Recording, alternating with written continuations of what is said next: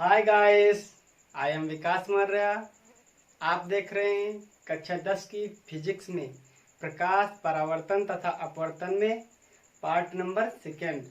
तो हमने part number 1 में क्या क्या सीखा था, आइए समझते हैं धीरे धीरे। उसके बाद में पार्ट 2 स्टार्ट करते हैं। तो देखिए, हमने सबसे पहले पार्ट में सीखा था प्रकाश क्या है। तो प्रकाश क्या है? तो प्रकाश एक प्रकार की ऊर्जा है जो हमारी आंखों पर दृष्टि संवेदना उत्पन्न करती है। तो ये हमने प्रकाश की डिफिनीशन देखी थी। और हमने सीखा था प्रकाश की विशेषताएं। क्या सीखा था? प्रकाश की विशेषताएं। विशेषताएं। तो हमने विशेषताओं में हमने क्या सीखा था? प्रकाश को मतलब प्रकाश को चलने के लिए किसी माध्यम की जरूरत नहीं होती है। प्रकाश अपारदर्शी माध्यम से नहीं गुजरता है। प्रकाश की चाल 3 × 10⁸ मीटर पर सेकेंड होती है। तो हमने विशेषताएं समझी थी इस प्रकार से। इसके बाद हमने प्रकाश किरणें समझी थी। प्रकाश किरणें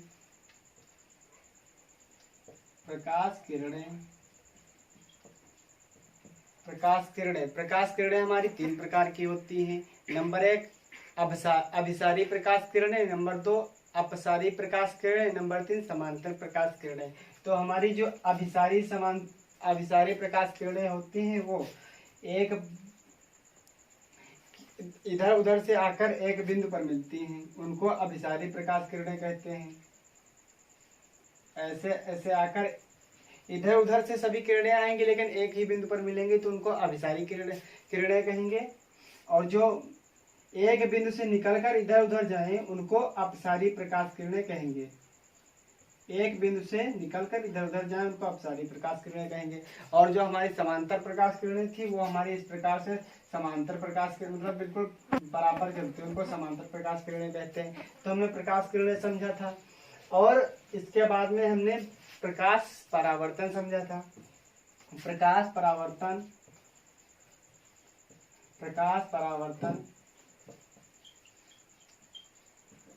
परावर्तन क्या होता है? ऐसे हमने एक माध्यम लिया था और इसमें ऐसे प्रकाश की किरण आई थी, टकराकर वापस उसी माध्यम में लौट गई थी। ये एक माध्यम था या दूसरा माध्यम था। तो इस प्रकाश की किरण को आपतित प्रकाश किरण कहते थे, इसको परावर्तित प्रकाश की किरण कहते थे। और इसके बीच में एक अविलंब था।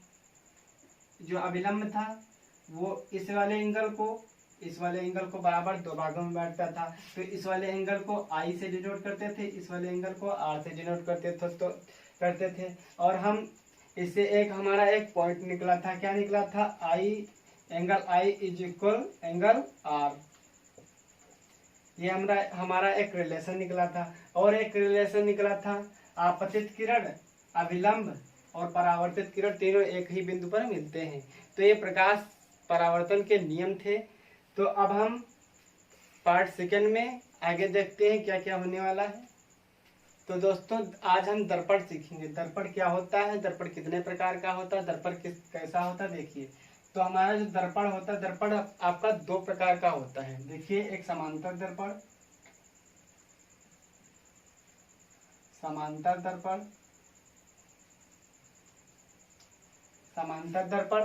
दूसरा है हमारा गोलीय दर्पण।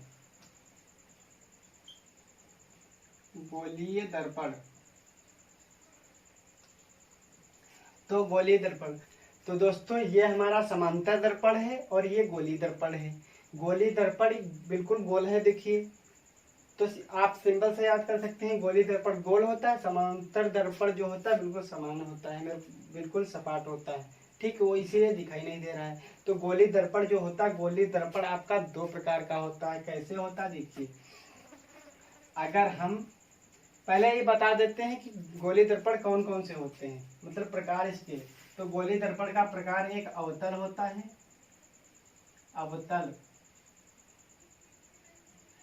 अवतल दर्पण। और नंबर 2 उत्तल दर्पण। ठीक है, अवतल दर्पण नंबर 1, नंबर 2 उत्तल दर्पण।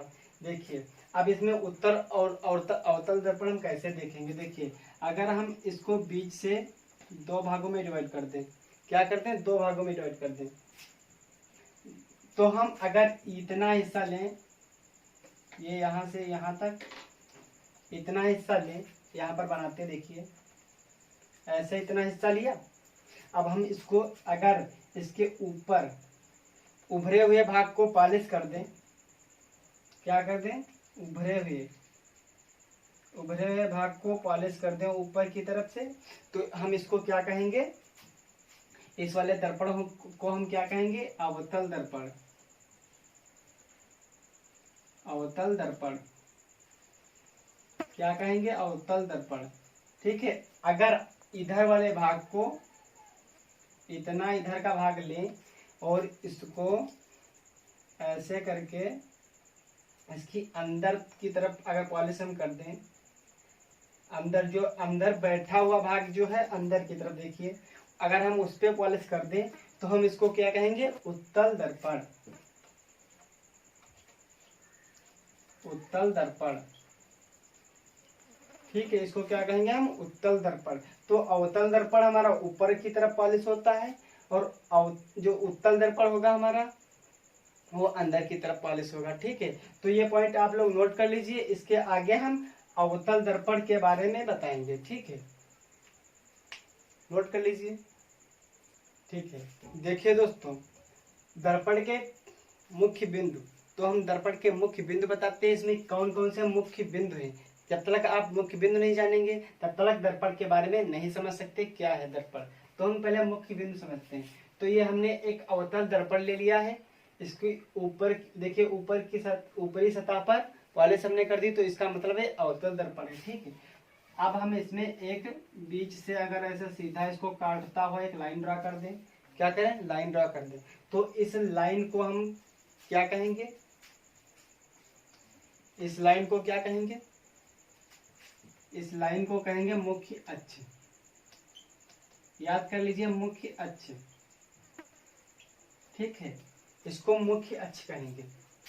और जहां पर ये पॉइंट देखिए, ये मुख्य अक्ष वाली रेखा और दर्पण जहां पर काट रहा है, इसको क्या कहेंगे, ध्रुव। ध्रुव, ठीक है, इसको ध्रुव कहेंगे।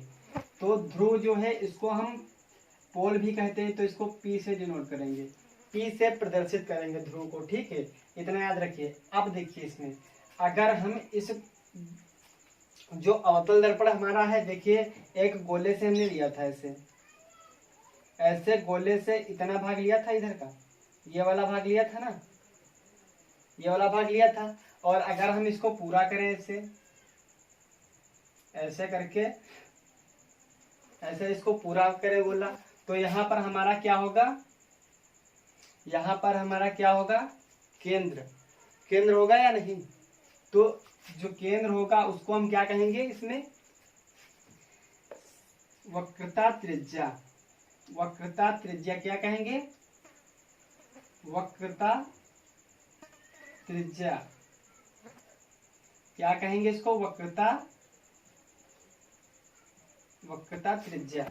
जो हमारा केंद्र होगा उसको वक्रता त्रिज्या कहेंगे, क्योंकि हमने इसको माना था ना, इतना आधा भाग लिया, उसको अगर वृत्त में पूरा देखें तो उसमें यहाँ पर केंद्र होगा ना, तो इसको क्या कहेंगे, वक्रता त्रिज्या। ठीक है, वक्रता त्रिज्या कहेंगे। और देखिएगा, अब इसी में आगे जितना है, इसके आगे बहुत दूर इधर इस वाली रेखा पर आगे आएंगे, तो इसको यहाँ पर कहेंगे इनफाइनाइट। इनफाइनाइट मतलब अनंत। क्या कहेंगे, अनंत। हिंदी में अनंत। क्या कहेंगे, अनंत। तो जो वक्रता त्रिज्या होती है उसको हम C से डिनोट करते हैं, किसे, C से, इसीलिए हमने C लिखा है।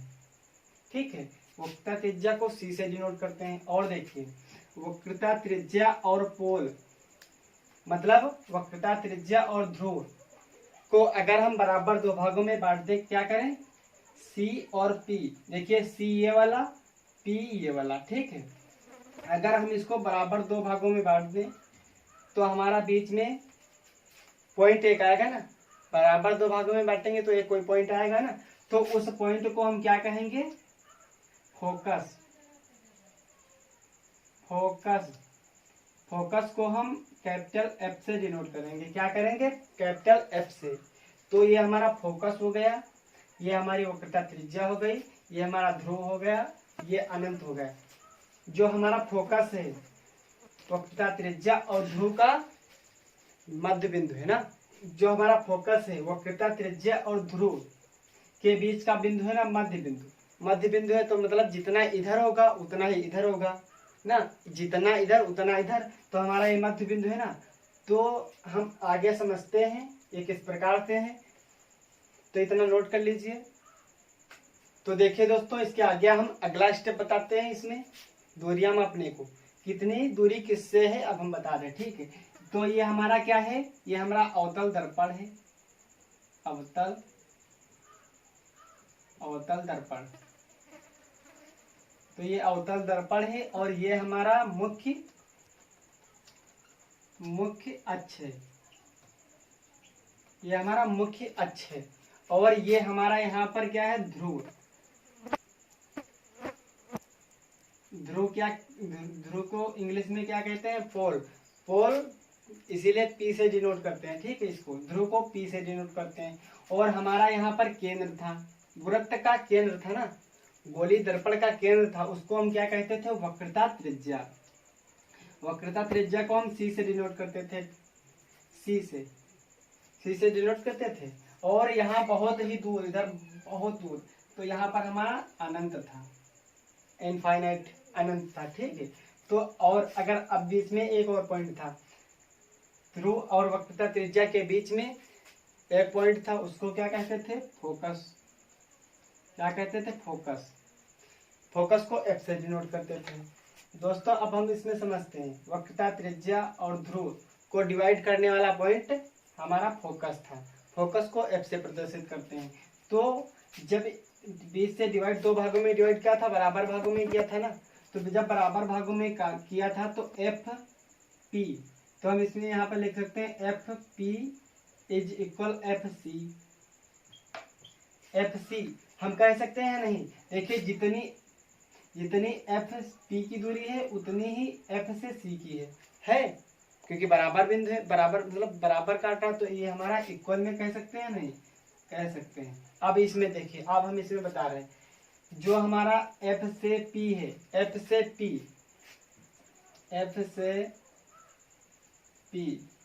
पी है, उसको हम स्मॉल एफ से, इसकी अगर हम दूरी मापेंगे, इसके बीच की दूरी अगर मापेंगे तो हम इसको स्मॉल एफ से प्रदर्शित करेंगे। किससे? स्मॉल एफ, ठीक है, स्मॉल एफ। और अगर हम वक्रता त्रिज्या और ध्रुव के बीच की दूरी मापेंगे तो उसको हम कैसे डिनोट करेंगे? Capital R. किससे? कैपिटल आर से। वक्रता त्रिज्या और पोल के बीच, मतलब वक्रता त्रिज्या और ध्रुव के बीच की दूरी को आर से डिनोट करेंगे, ठीक है।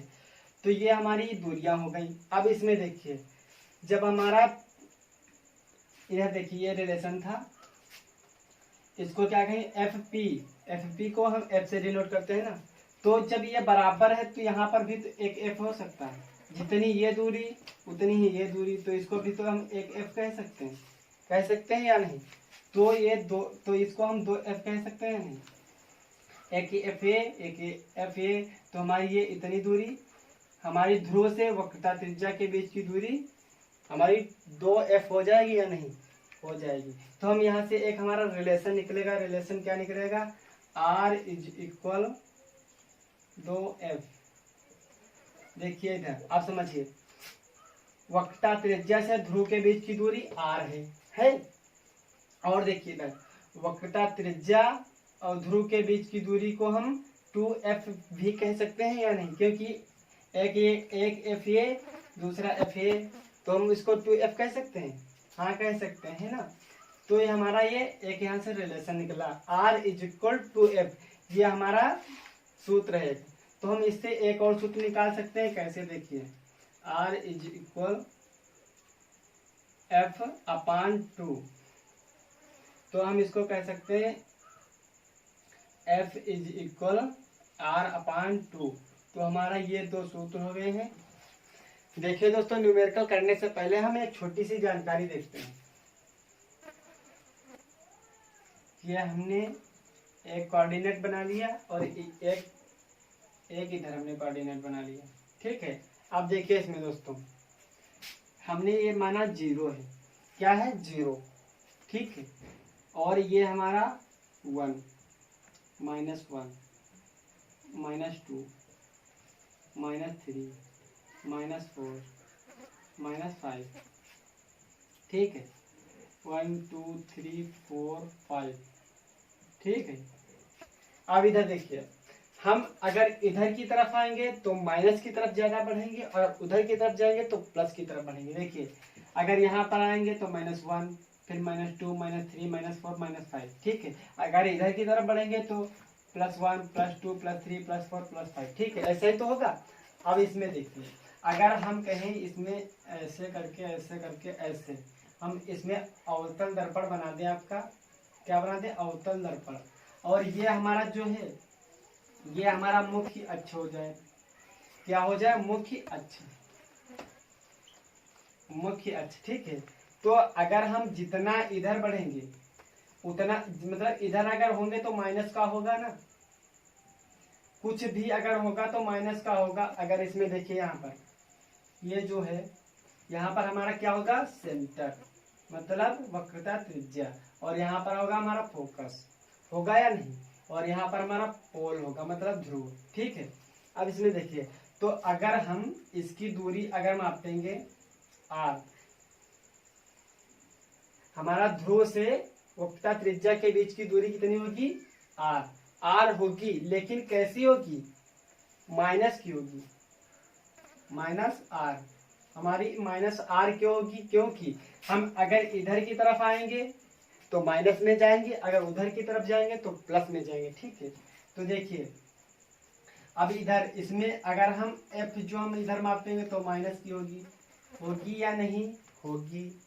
और देखिए अगर हम ऐसा ही एक और बना लेते हैं, इधर देखिए ऐसे हमने बना लिया। अब इसमें हम एक उत्तल दर्पण बनाते हैं, क्या बनाते हैं, उत्तल दर्पण, उत्तल दर्पण ये हमारा होगा। अगर अंदर की तरफ पॉलिश करेंगे तो हमारा उत्तल दर्पण होगा, ठीक है। तो ये हमारा उत्तल दर्पण होगा, क्या होगा, उत्तल दर्पण, उत्तल दर्पण हो गया। ये हमारा अवतल, अवतल दर्पण, ठीक है। तो अब इसमें देखिए दोस्तों, अब अगर हम इधर की तरफ जाएंगे,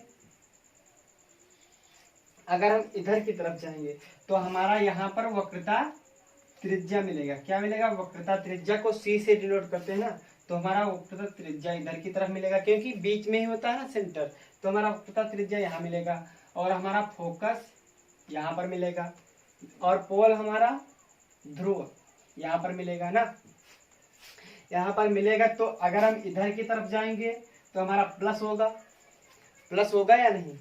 तो हम यहाँ से यहाँ को, इस दूरी को क्या कहते हैं, r से प्रदर्शित करते हैं ना, वक्रता त्रिज्या को हम r से प्रदर्शित करते हैं। तो ये हमारी क्या होगी, प्लस में,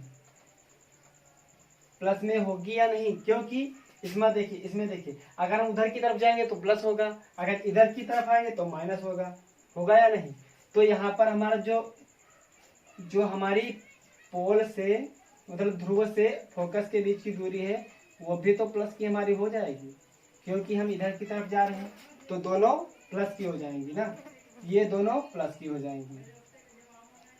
तो इसमें समझिए, अगर हम उत्तल दर्पण में वक्रता त्रिज्या या फोकस दूरी, वक्रता त्रिज्या या फोकस दूरी हमारी क्या होती है, ध्रुव से फोकस के बीच की दूरी को फोकस दूरी कहते हैं, और वक्रता त्रिज्या कहते हैं, ध्रुव और वक्रता त्रिज्या के बीच की दूरी को वक्रता त्रिज्या कहते हैं, ठीक है। तो ये हमारी उत्तल दर्पण में दोनों प्लस में होंगी, और अवतल दर्पण में दोनों हमारी माइनस की होंगी, किसकी होंगी, माइनस की। तो हम यही बात आप लोगों को समझाना चाहते थे। अवतल दर्पण में हमारी जो वक्रता त्रिज्या और फोकस दूरी हमारी माइनस की होती है, और अवतल दर्पण में प्लस की होती है, ठीक है। अब हम न्यूमेरिकल समझते हैं। देखिए दोस्तों, ये हमने एक न्यूमेरिकल लिया है, इसको हम करते हैं। देखिए, अवतल दर्पण की वक्रता त्रिज्या 50 सेंटीमीटर है तो फोकस दूरी ज्ञात कीजिए। क्या बोल रहा है? अवतल दर्पण। सबसे पहले दर्पण देख लीजिए कौन सा दर्पण है, तो हम पहले अवतल दर्पण बना लेते हैं। इसको अवतल हमने दर्पण बना लिया, ठीक है। अब हम इसमें मुख्य अक्ष खींच लेते हैं। क्या खींच लेते हैं? मुख्य अक्ष, ठीक है। तो ये हमारा ध्रुव हो गया, ये हमारी वक्रता त्रिज्या हो गई, ये हमारी फोकस हो गया। अब इसमें देखिए, और ये हमारा अनंत हो गया, ठीक है। अब देखिए इसमें क्या बोल रहा है? अवतल दर्पण की वक्रता त्रिज्या। वक्रता त्रिज्या, वक्रता त्रिज्या हमारी क्या होती है? आर। यहाँ से लेकर यहाँ तक वक्रता त्रिज्या होती है। तो ये हमारी कितनी है? 50 सेंटीमीटर, ठीक है, 50 सेंटीमीटर। तो देखिए इधर, ये जो वक्रता त्रिज्या अभी हमने बताया था, अवतल दर्पण में वक्रता त्रिज्या और फोकस दूरी माइनस में होती है। तो हम इसको माइनस कर सकते हैं या नहीं? कर सकते हैं या नहीं? क्योंकि अभी हमने प्रूफ किया था इससे पहले कि अवतल दर्पण की वक्रता त्रिज्या और फोकस दूरी माइनस में होती है, और अवतल दर्पण में माइनस में होती है और उत्तल दर्पण में प्लस में दोनों होती है, ठीक है। तो ये माइनस में हो गई, ठीक है। अब इसमें पूछा फोकस दूरी ज्ञात कीजिए, मतलब फोकस दूरी एफ, स्मॉल एफ, इतना हमको ज्ञात करना है। स्मॉल एफ फोकस दूरी, मतलब फोकस से ध्रुव के बीच की दूरी को फोकस दूरी कहते हैं। इसको हमको मापना है कितनी है। तो इसमें देखिए, हमने एक रिलेशन पढ़ा था, R = F, पढ़ा था या नहीं? तो हम इसमें R जो हमको पता है ना, -50 = F, ठीक है। अब हम इसको अगर जो मल्टीप्लाई में है उसको हम अपान में ले आए, देखिएगा अपान में ले आए तो हमारा कितना हो जाएगा? आपका ये आपका कट जाएगा, आपका 25 हो जाएगा। 25 माइनस का 25 = F, तो आपका माइनस का 25 सेंटीमीटर, ये आपका कितना आ जाएगा? माइनस का 25 सेंटीमीटर आ जाएगा। तो हमारी F कितनी आ गई? माइनस की 25 सेंटीमीटर। माइनस लगाना जरूरी है, क्योंकि इधर की तरफ आएंगे तो माइनस, अगर उधर की तरफ जाएंगे तो प्लस। हमने बताया था अवतल दर्पण में वक्रता त्रिज्या और फोकस दूरी माइनस में होती है, ठीक है। तो अब हम अगला न्यूमेरिकल देखते हैं, ठीक है, नोट कर लीजिए।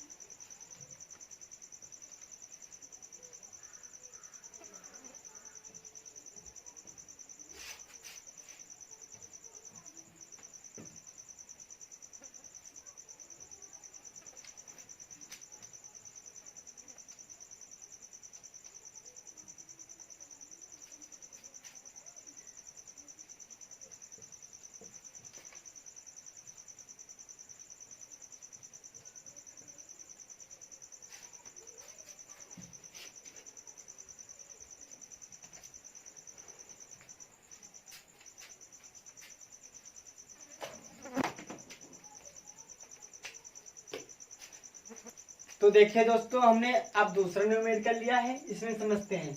उत्तल दर्पण की फोकस दूरी 15 सेंटीमीटर है तो वक्रता त्रिज्या ज्ञात कीजिए। इसमें पूछ रहा है वक्रता त्रिज्या, मतलब C से P के बीच की दूरी पूछ रहा है, ठीक है। तो इसमें सबसे पहले हम दर्पण देखेंगे, कौन सा? उत्तल दर्पण है। तो हम सबसे पहले उत्तल दर्पण बना लेते हैं, उत्तल दर्पण बना लेते हैं। तो हमने ये उत्तल दर्पण बना लिया है। क्या बना लिया है, उत्तल दर्पण।